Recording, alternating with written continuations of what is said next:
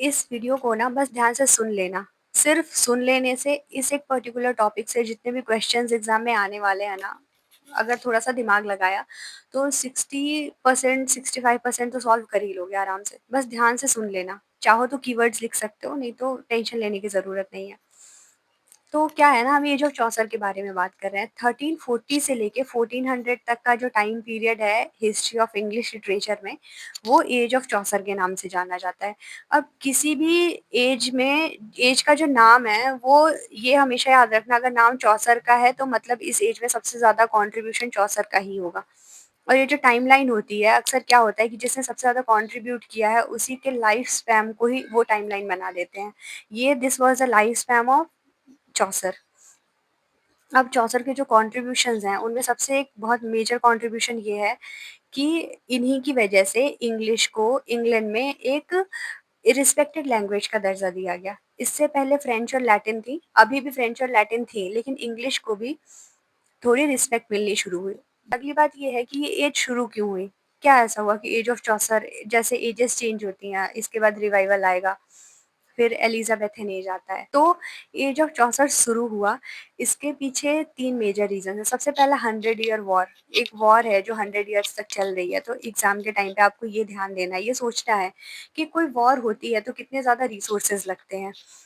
कितनी ज़्यादा टेक्नोलॉजी क्या यूज़ होती है, उस टाइम तो इतना डेवलपमेंट नहीं था, लेकिन ये सारी बातें ना रिलेट करके लिखनी है। 100 ईयर वॉर में मैं एक सेपरेट वीडियो बना दूँगी क्योंकि इट इज़ क्वाइट लेंथी। तो ये पहला रीज़न ये है कि 100 ईयर वॉर हुई जिससे लोग बहुत ज़्यादा एग्ज़ॉस्ट हो चुके थे। अगला जो रीज़न है वो ब्लैक डेथ है। ब्लैक डेथ ने अराउंड मतलब 1/3 of the population wipe out हो गई थी इंग्लैंड से जब ब्लैक डेथ हुई तो।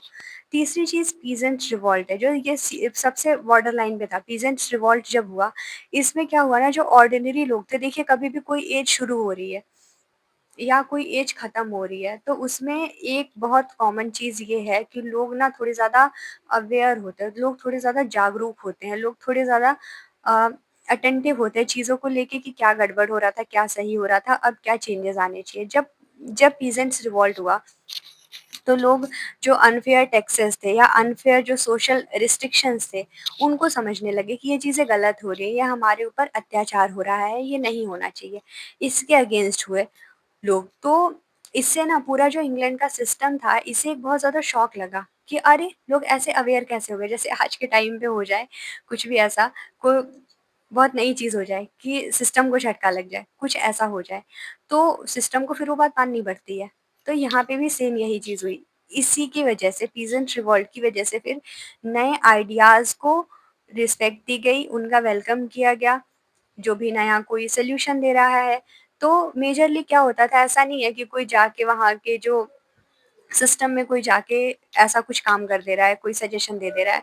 लोगों ने क्या किया ना, लिटरेचर में इस चीज़ को यूज़ करना शुरू किया और लिटरेचर में भी इस चीज़ को बहुत रिस्पेक्ट मिली। लोगों ने पढ़ा क्योंकि अब इंग्लिश भी लैंग्वेज आ रही थी, इंग्लिश भी रिस्पेक्ट इंग्लिश को मिल रही थी। तो इंग्लिश थोड़ी ईज़ी थी, इंग्लिश आ रही थी, इंग्लिश को भी लोग रिस्पेक्ट कर रहे थे, यूज़ कर रहे थे, इंग्लिश में बोलना, इंग्लिश में लिखना ज़्यादा ईज़ी हो गया था, तो लोग ज़्यादा समझ पाते थे। तो जब सॉल्यूशंस मिलने लगे ना, जब लिटरेरी वर्क्स में जो सोशल रिफॉर्म था इस एज का, इसके बाद का अगला टॉपिक यही है कि इसके इम्पैक्ट्स क्या-क्या थे। जो सोशल रिफॉर्म हुआ, उसमें एक बहुत बड़ी चीज़ ये है कि लिटरेचर में या जो भी राइटिंग्स थी, जितने भी राइटर्स थे, वो लोग अपने लिटरेचर में सॉल्यूशंस देने लगे और जो चीज़ें चल रही हैं सोसाइटी में, जो प्रॉब्लम्स चल रही हैं, उनके बारे में बात करने लगे। इससे पहले क्या होता था कि सिर्फ़ प्रोमिनेंट लोगों के बारे में या सिर्फ़ रिलीजियस चीज़ें ज़्यादा लिखी जाती थी, लेकिन धीरे-धीरे क्योंकि लोग अब अवेयर हो रहे थे, तो लोग प्रॉब्लम्स को डिस्कस कर रहे थे। और उनके सॉल्यूशंस क्या हो सकते हैं? सॉल्यूशंस तो प्रोमिनेंटली नहीं, सॉल्यूशन थोड़ा बाद आया, लेकिन सबसे पहली शुरुआत कहाँ से हुई कि लोग प्रॉब्लम्स डिस्कस करने लगे कि हाँ, सोसाइटी में ये इश्यूज़ चल रहे हैं, उनके बारे में लिखने लगे। इससे क्या हुआ कि क्योंकि लोग ही वहाँ पे सफ़र कर रहे थे, तो जब एक एक चीज़ ये थी कि इंग्लिश लिटरेचर बहुत नॉर्मल लैंग्वेज थी, सब पढ़ रहे थे, तो ये एक लैंग्वेज स्टैंडर्ड है, एक मिडिल क्लास लोगों की लैंग्वेज है, एक एकदम लोअर क्लास लोगों की लैंग्वेज है। ये बैरियर धीरे-धीरे खत्म हो रहा था क्योंकि इंग्लिश वाज़ वेरी सिंपल। और आज भी जो हम इंग्लिश यूज़ करते हैं, जो नॉर्मल इंग्लिश, जो हम एक स्टैंडर्ड इंग्लिश यूज़ करते हैं, जो भी इंग्लिश है, इसमें बहुत बड़ा कंट्रीब्यूशन चौसर का है, द एज ऑफ चौसर का है। उस टाइम पे फिर क्या हुआ कि अब क्योंकि लैंग्वेज ईज़ी थी, तो लोगों के लिए लिख पाना ज़्यादा ईज़ी था। लो जो पढ़ने वाले थे, उनके लिए पढ़ पाना ज़्यादा ईज़ी था। और इससे सबसे अच्छी चीज़ ये होती है, किसी भी राइटिंग की सबसे बेस्ट चीज़ ये होती है कि जो पढ़ रहा है, वो रिलेट कितना कर पा रहा है। तो क्योंकि वहाँ के इश्यूज़ डिस्कस हो रहे थे, तो people were able to relate it to their daily life. एक चीज़ ये, दूसरी चीज़ ये है कि आप कितनी ईज़ी लैंग्वेज में लिख रहे हैं। जैसे कि जो लोग ये वीडियो देख रहे हैं, तो जो जिनकी लैंग्वेज थोड़ी मेरे जैसी है, ऐसा ही हिंदी बोलते हैं या कभी-कभी बीच में इंग्लिश बोलते हैं, तो उनके लिए बहुत ईज़ी होगा समझना। वो रिलेट कर पाएँगे ज़्यादा। कोई ऐसा है जो बहुत ज़्यादा इंग्लिश आती है, हिंदी बहुत कम आती है, तो उसके लिए मेबी थोड़ा डिफ़िकल्ट होगा, तो उसके लिए रिलेट करना भी थोड़ा डिफ़िकल्ट होगा। लैंग्वेज बहुत मैटर करती है। इस टाइम का जो रिफ़ॉर्म हुआ ना इस एज में, इसमें बहुत सबसे ज़्यादा जो मेजर चेंज था वो ये था कि इंग्लिश को एक रिस्पेक्टेड लैंग्वेज का दर्जा मिला। अगली बात ये है कि English became the language of courts. ये बहुत ही ज़्यादा बड़ी बात है। English became the language of courts also, Latin और फ्रेंच के अलावा। तो इससे क्या होता है ना कि कोर्ट्स बहुत बड़ी चीज़ होती हैं। तो अगर कोई लैंग्वेज आ रही है पहले, जिसे सोसाइटी में एक रिस्पेक्टेड लैंग्वेज के तौर पे एक्सेप्ट किया जा रहा है, देन आफ्टर वो लैंग्वेज अगर कोर्ट तक पहुंच जा रही है कि कोर्ट में भी एक रिस्पेक्टेड लैंग्वेज मिल जा रही है, कोर्ट की लैंग्वेज हो गई, तो थोड़ी और ज़्यादा ना बड़ी बात हो जाती है ये उस टाइम के लोगों के लिए। तो ये चीज़ और ज़्यादा प्रोमिनेंट हो जाती है। अगली बात ये है, जो सोशल और लिटरेरी रिफॉर्म्स हो रहे थे, उसमें जो लोगों में अवेयरनेस बढ़ रही थी, उसमें एक बहुत मेन पॉइंट एक और ये है कि क्लास का जो डिवीज़न था ना, थोड़े और थोड़ा और लिबरल हो रहा था। मतलब अब एक नई मिडिल क्लास सोसाइटी आ गई थी। पहले तो हाई क्लास के ही कुछ लोग थे जिनके पास सारे हक थे, सारे डिसीजंस ले सकते थे। उनके लिए भगवान से बात करना, मतलब गॉड्स जो थे उस टाइम पे, उनसे बात कर लेना ज़्यादा ईज़ी था। ऐसा था कि उनकी प्रॉब्लम्स भगवान जल्दी सुनेंगे, जो गरीब हैं, जो बहुत ही लो क्लास के हैं, उनके बहुत लेट से सुनेंगे, ये चीज़ें थी। लेकिन अब एक न्यू मिडिल क्लास सोसाइटी आ गई। और इसके अलावा जो एक बहुत और मेजर रिफॉर्म है लैंग्वेज वाली बात के अलावा, वो ये है कि इस टाइम पे लोग जो चर्च फादर्स थे ना, उन पे डाउट करने लगे थे। उन्हें ये डाउट होने लगा था कि ऐसा कैसे है कि अगर भगवान है तो वो तो सबके है ना, तो वो ऐसा क्यों है कि जिसके पास ज़्यादा पैसे हैं उसकी पहले सुनेंगे, जिसके पास पैसे कम हैं उसकी लेट से सुनेंगे। ये चीज़ क्यों है? तो जॉन वैक्लिफ नाम के एक बहुत ही प्रोमिनेंट राइटर हैं, जिन्होंने क्या किया वहाँ पे उस टाइम पे फिर बाइबल को ट्रांसलेट करना शुरू किया इनटू इंग्लिश। अब क्या हुआ कि अब इंग्लिश में ट्रांसलेट हो गया कोई लिटरेचर, तो कोई भी बाइबल या कुछ भी ट्रांसलेट हो गया, तो लोगों के लिए, अब सबके लिए वो पढ़ पाना ईज़ी था। तो सब जानने लगे, सब पढ़ने लगे, तो जानने लगे कि इस तरीके का तो कोई बैरियर है ही नहीं, तो लोगों के अंदर अवेयरनेस और ज़्यादा आई।